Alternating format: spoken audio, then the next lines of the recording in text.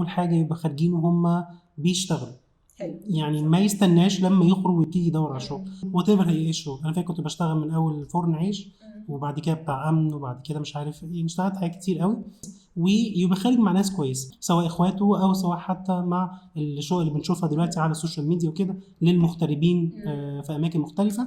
الحاجه المهمه كمان اللي بقول عليها الوعي بالحاجات القانونية، يعني الواحد برضو يبقى مركز شوية هو ايه الصح وايه الغلط. في حاجات للأسف بسبب ان احنا عايشين جوه الدار ما بنبقاش واخدين بالنا منها.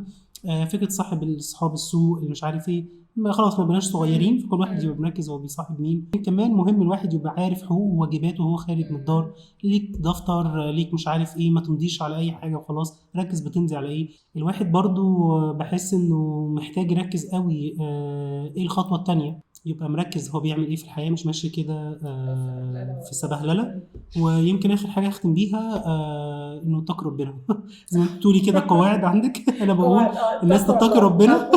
بصوا يا جماعه، من الاخر يعني احنا في الدار احنا كنا في ناس بتحاسب لنا على الفواتير بتاعتنا، لما نطلع بره الدار احنا اللي هنحاسب على الفاتوره. فارجوكم بقى ما نشيلش الفاتوره فوق طاقتها عشان احنا نقدر نحاسب، فنتقي ربنا شويه في نفسنا. يعني انا بقول لنفسي على فكره والله، عشان انا لحد دلوقتي برضو انا اللي بحاسب.